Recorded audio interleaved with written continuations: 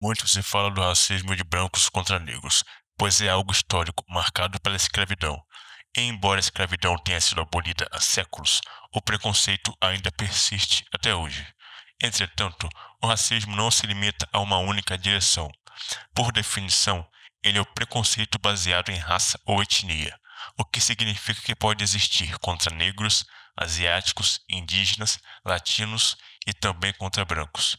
Apesar de algumas pessoas negarem essa possibilidade, hoje existem inúmeros exemplos que reforçam cada vez mais a prova da sua existência. Um dos casos mais marcantes foi o de 4 jovens afro-americanos que torturaram um rapaz branco e transmitiram tudo ao vivo pelo Facebook. Segue o vídeo.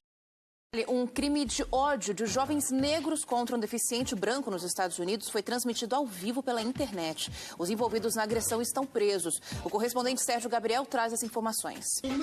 No vídeo de cerca de 30 minutos exibido ao vivo no Facebook, o jovem de 18 anos, deficiente mental, aparece amordaçado e amarrado. Ele leva chutes e socos. Com uma faca, agressores fazem um corte em seu couro cabeludo e rasgam seu moletom. Os agressores, 2 homens e 2 mulheres, também de 18 anos, são negros e ofendem a vítima por ela ser branca. Há insultos também contra o presidente eleito dos Estados Unidos, Donald Trump.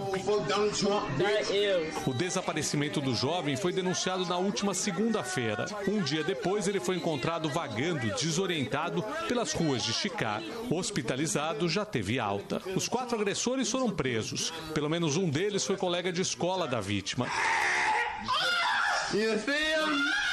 Eles foram indiciados por crime de ódio racial e lesão corporal grave. O vídeo em questão foi transmitido ao vivo pelo Facebook.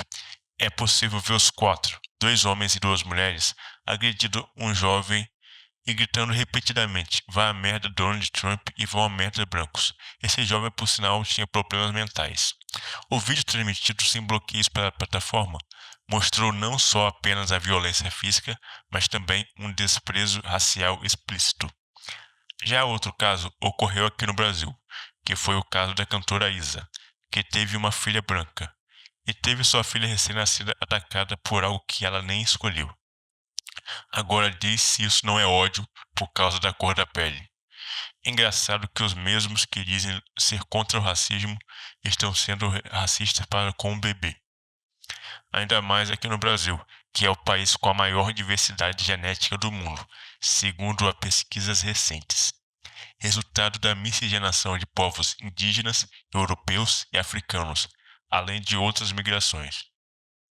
Esse caso da Isa já é antigo, mas recentemente aconteceu a mesma coisa com a filha do Neymar.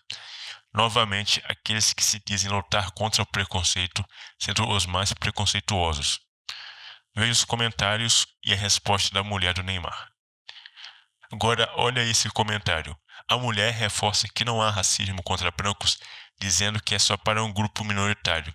Isso, a meu ver, é basicamente ela e seu grupo ideológico querendo se apropriar do preconceito como se o preconceito fosse um objeto na qual somente algumas pessoas de um determinado grupo podem ter. Tudo isso para justificar o seu preconceito, que por sinal é o mesmo que ela diz lutar contra, ou seja, o preconceito baseado na cor da pele. Agora, um exemplo recente e trágico foi o de Irina Zaruska, uma jovem ucraniana que fugiu de um abrigo de bomba com sua mãe, irmã e irmão para escapar da guerra e foi brutalmente assassinada nos Estados Unidos. Foi algo muito cruel e ela nem teve nenhuma chance de sobreviver. Seu agressor, de Carlos Brown, tinha um histórico criminal de anos e foi libertado por uma juíza que lhe concedeu liberdade condicional. E no vídeo é possível ver ele dizendo: "I got the white girl". Eu peguei aquela garota branca. Algumas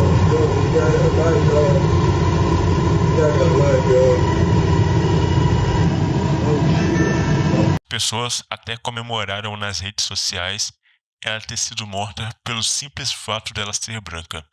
Esse tipo de comportamento revela o que há mais de desumano: a celebração da dor do outro com base na cor da pele. Eu sei que, apesar de eu ter mostrado essas provas, muitas pessoas irão considerá-las justificáveis, sob uma ideia de dívida histórica.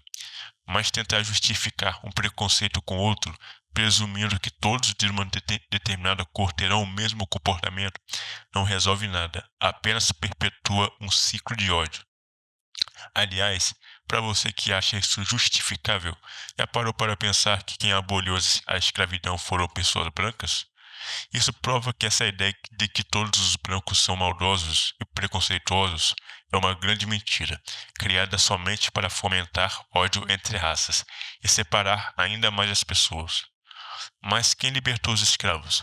Bom, aqui no Brasil foi a princesa Isabel, através da assinatura da Lei Áurea, assinada em maio de 1888.